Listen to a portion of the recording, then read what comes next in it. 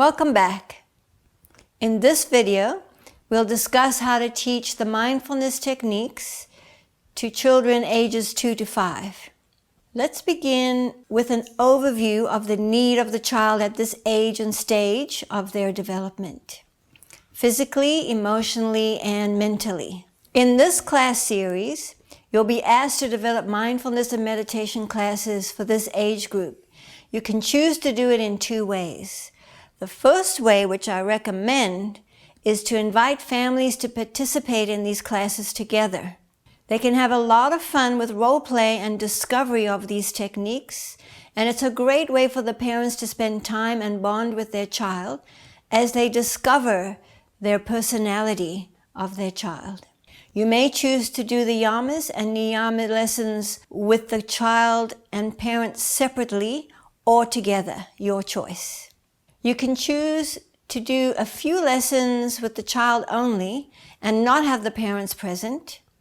In this way, we can offer the child some independence as we teach the child without the parent being present. You would want to meet with the parent after the class and let them know what you have worked on with their child during this class so they can back it up at home. Let's begin with an overview of the physical, psychological, and mental needs of a child at this age and stage of their development. At this age of the child's development, they are beginning to develop the faculty of discernment. At this age, children are learning how to figure out what is acceptable and what is not acceptable as far as their choices and their discernments go. What is the wrong way and what is the right way to operate in this world? They are navigating this important stage of their development by the response and the reaction of the caregiver to the choices they are making.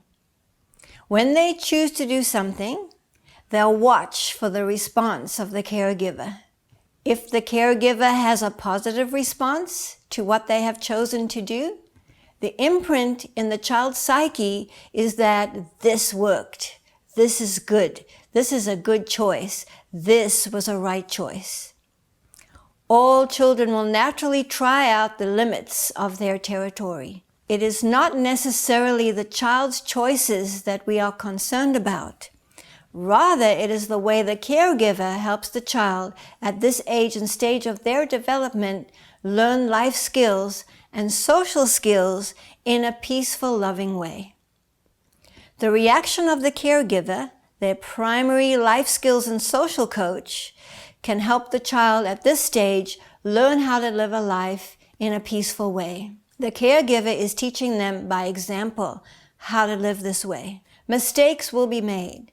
This is true throughout our lives, as we all well know. We make mistakes and we learn from them. This is how life parents us. As the child explores its capacity for discernment, we need to help the caregiver learn how to be careful that how they treat the mistake is balanced. A powerful lesson that is learned. Not too much drama and not too little concern, but just right. If the caregiver is disapproving and lets the child know in a calm manner, then the child will imprint in their psyche that this is most likely not a good choice. Deep imprints happen when things are done in a calm manner. Very confused and anxious producing imprints that are not stable and healthy giving happens in a hostile environment. This is the cause of anxiety attacks later on in a child's life, when the stakes get higher and are the result of negative imprints at this early stage. Remember that it was the child's faculty to practice discernment that made that choice. Their authentic self made that choice. Their autonomous self made that choice. If the reaction is unbalanced and very negative, the child may begin to feel it was not only the behavior that was not okay, but if the reaction was overly condescending and negative, the child feels they are fundamentally bad. They are no good. Something is wrong with them. They, as a person, are not okay. This is the difference between guilt and remorse on the one hand and shame on the other. The definition of guilt is, I have behaved badly. The definition of shame is, I am a bad person. Both are not healthy for any human being to live with. At the age of 2 to 5 years old, the child is also very attuned to their wisdom. So if the caregiver's response and reaction to their choice is in alignment with their higher intelligence, their wisdom, they feel at ease and in balance, and they grow up with a balanced, healthy ability to discern wrong from right, good from bad in their lives. So we can see that even at this stage of the child's development, they need an emotionally balanced caregiver or role model. In your workbook, reflect, were there any times in your young life that you received a negative imprint? And how is that affecting your adult life? At this age and stage of a child's development, children begin to form positive or negative body images according to how their caregiver is responding to their curiosity about their physical body. What do you think is a negative response to a child when they become curious about their physical body? How can we respond to a situation in a positive way? Children will begin at this age to form a positive or negative opinion about themselves. A positive opinion serves greatly for the child to deal with life's adventures and challenges effectively. The reaction of the caregiver, their role model, their teacher, as they spend each day learning how to navigate the world of people, places, and things with their caregiver. As they learn to navigate the more subtle part of their being, their feelings and emotions, thoughts, and ability to discern about those thoughts, it is very important that the caregiver remain balanced. The child at this age and stage of their development needs wow lessons. This is in alignment with their wisdom at this stage. They are naturally in a place of awe and wonder about everything that is showing up and going on in their life. This is where we, as their mindfulness and meditation teacher, can make a big difference in the child's life. Let us plan classes to help our child discover in awe and wonder these mindfulness and meditation techniques that we're learning in this course, and the yama and niyama commitments. In doing this, at such a young age, the imprint, if positive, will serve them for the rest of their lives, bringing them physical, emotional, and spiritual health. You can refer back to video 1 and video 2 to review these techniques, if you wish. Let the child explore the dimensions of their self with wow, with awe and wonder. Helping the young child develop emotional intelligence is another very important aspect of their development. Emotions are the reactions to their thoughts and how their intellectual mind is judging those thoughts. The first level of education about thoughts and the corresponding emotion is learned by how the caregiver is reacting with the child. The second level of education is how the caregiver helps the child to get in touch with that part of themselves and explore it. Be mindful of it. Enjoy the awe and wonder of it. The child learns how to make choices in the world around them by the nonverbal and verbal reactions to what is going on around them by the caregiver. They develop emotional intelligence in direct proportion to how much time they are allowed to explore their emotions at this stage. They learn the good, the bad, and the ugly are all important. The emotional range of life's experiences represents all of the good adventures and the so-called bad emotional adventures, given time to explore all of them playfully with us. Every emotion deserves a little time and mindfulness. In this mindful place, the child can then decide and discern if the emotion is in balance, and if it is, they can decide to let it be, enjoy it for what it is, teaching them about themselves. After all, The emotions are their survival instincts. If the emotion is not in balance, then we teach the child to use one of our mindfulness and meditation techniques to bring the emotion back into balance. We do not want the child to think they need to get rid of the emotions. They do not want to fear their emotions or think of their emotions as bad, no matter how uncomfortable they feel. Emotions are their survival instinct. All of them have benefit. However, we do want to teach the child how to keep that in balance. Balance equals peace, and peace equals health. We want our children to grow up emotionally healthy, which in turn will create physical and mental health for them. Oftentimes, you will see a child at this age try on many characteristics of their caregivers in order to see how it feels on them. For some, this becomes their personality and temperament. For others, they don't like it, especially if it has a negative effect on them. Negative effect means it is out of alignment with their peaceful place, with their wisdom, with their autonomy. Children get confused as to what to do in these cases because they feel their educator is not demonstrating things accurately. Some children have the wisdom and the connection to feel compassion for their out-of-balance caregiver. Some children, guided by their wisdom, will seek out other role models to mimic and try a different way. Maria Montessori believes a human's true parent is their wisdom. I must say, from my own experience, from having worked with children for over 40 years and raising my own child, I would agree with her. Other children will adopt the negative behavior of the caregiver, no matter how uncomfortable that feels to their wisdom and autonomous self, just because there is no other example around, and somehow they have lost contact or trust with their own wisdom and autonomy at this earlier stage in their development. Maria Montessori would say that in these cases, the strong, overly controlling parent unknowingly has replaced themselves with the child's innate wisdom. Instead of allowing the child in the previous stage of their development to develop and connect and trust in their autonomy and stay connected with their wisdom, the parent or caregiver has overpowered it and replaced it, leaving the child in a state of turmoil emotionally and confusion.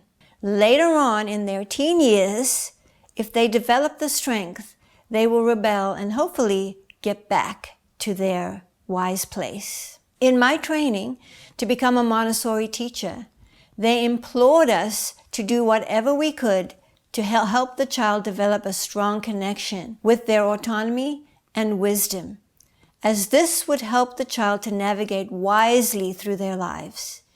This, Maria said, was the greatest gift a parent or teacher could give to their child in their care, because the higher intelligence or wisdom will guide them for the rest of their lives, and they will trust and allow themselves to be guided by it. Especially when they get to the teen stage, where peers become more important than the parent. The peer's approval may become an issue. Once again, we see the need to have an emotionally intelligent caregiver to educate the child at this age about how to deal with the emotions. Our mindfulness and meditation techniques will give both the child and the caregiver the tools to develop emotional intelligence, which means to develop an understanding of how not to overreact or underreact to one's thoughts, which get felt in the body as feelings or emotions. Let's talk about reward and punishment. This is a strategy. Does it work?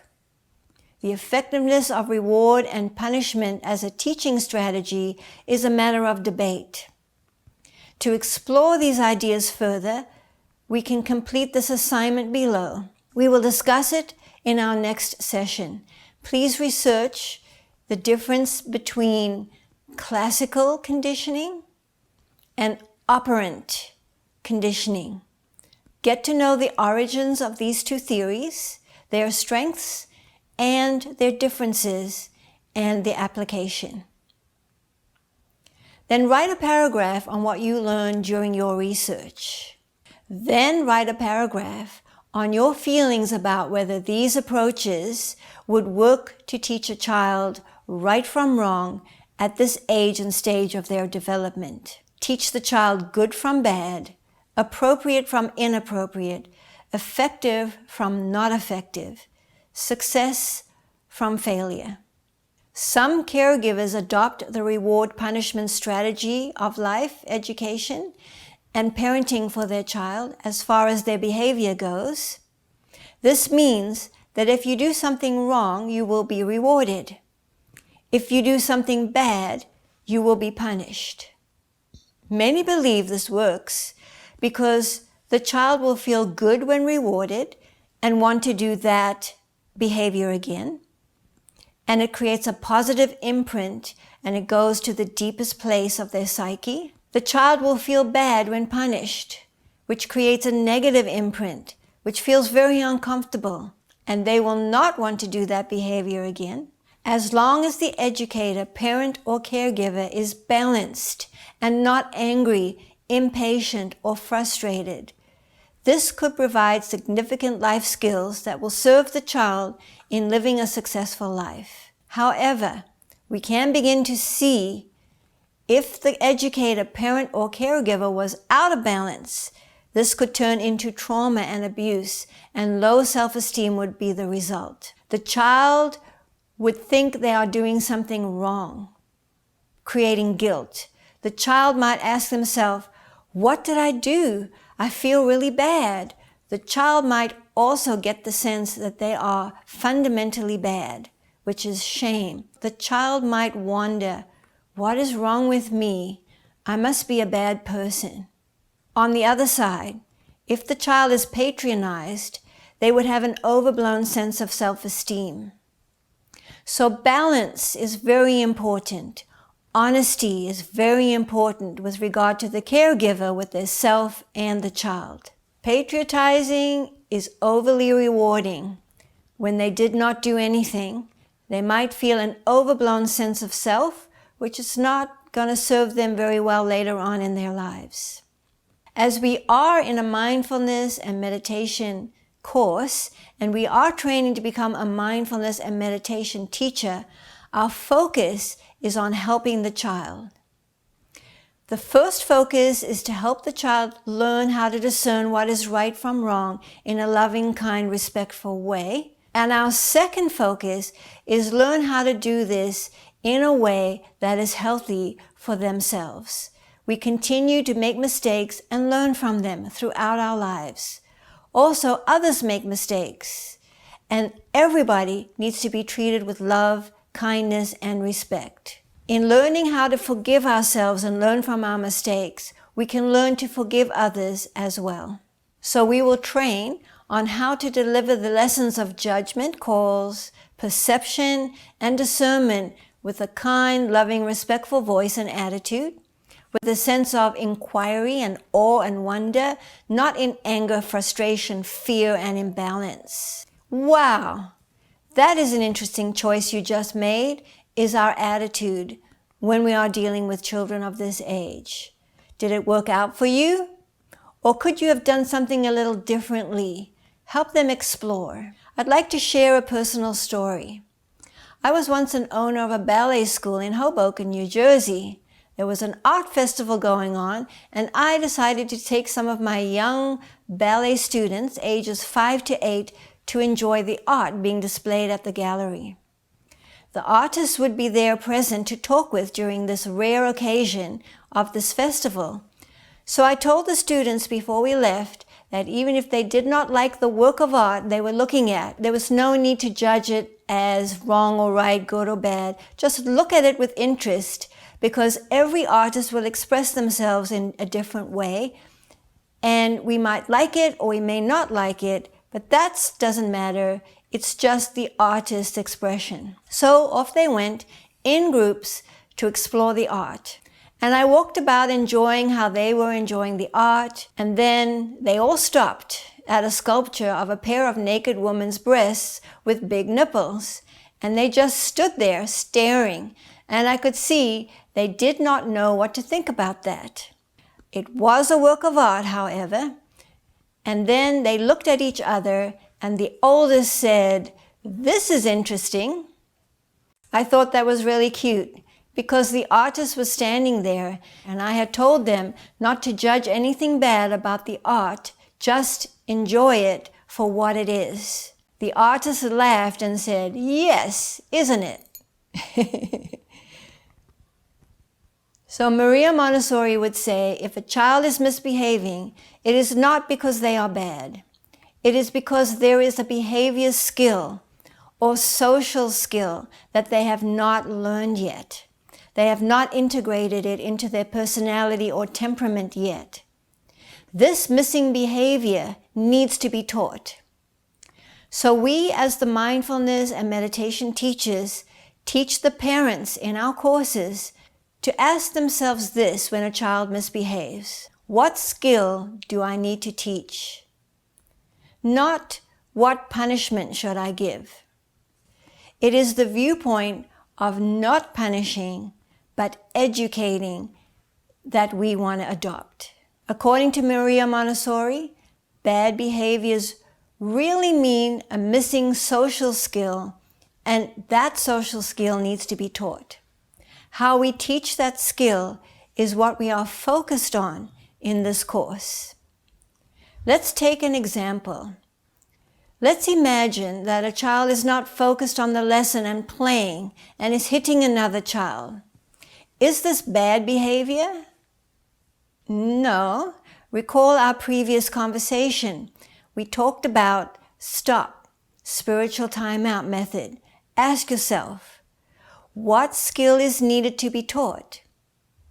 That is all it is. It's a social skill that needs to be taught to that child. So we stop and teach the skill in a calm, loving, kind, and respectful way.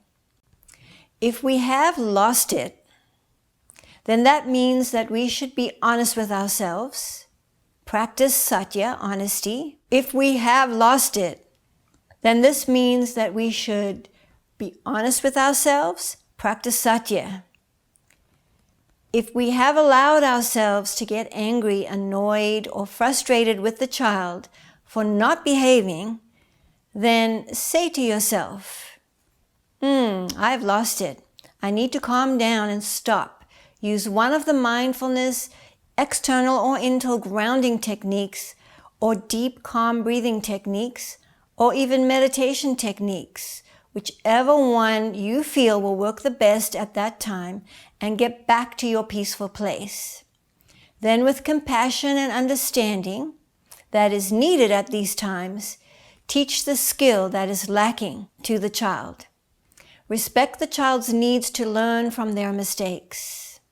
To teach the skill that the child lacks, remember that the child will learn in two different ways. The first way is you are modeling the skill, and as you talk to the child about it, remember that the child will learn from what you do, not what you say. Second way, encourage them to try the new behavior that you just modeled and see if it is more effective for them. That means that with the new skill that you have demonstrated and taught them, did they get a better result? Maria Montessori did not believe in reward and punishment. She felt that life itself and the response the children get from the people, places, and things in their physical life and during their social adventures would teach the lesson needed and offer reward and punishment in itself. No need to interfere with the natural order of things. These were the natural consequences of the choices being made. Maria Montessori would say, as a caregiver, we would only need to intervene if the child was going to get hurt or hurt another person. And even then, only to explain things in a loving, kind, and respectful way. Teaching children wow lessons along the way, the lessons of awe and wonder. So we have studied both imposed reward and punishment, which can work well in some incidents, and natural reward and punishment. Both are effective if done in a balanced and emotional healthy way. Let us discuss a balanced reward or punishment and then compare that to an imbalanced one. For example, if you finish your food, you'll get a dessert. So we've added something good that'll happen after you've finished your food.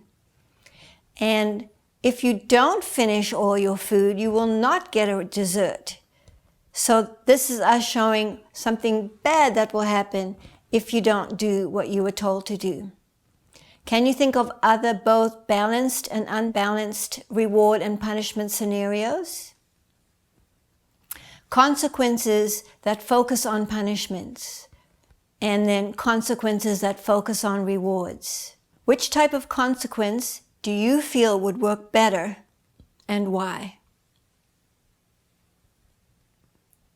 So let's take emotional mindfulness. Let's take a few minutes to review the techniques that we can use to be able to interact in a loving, kind, and respectful way.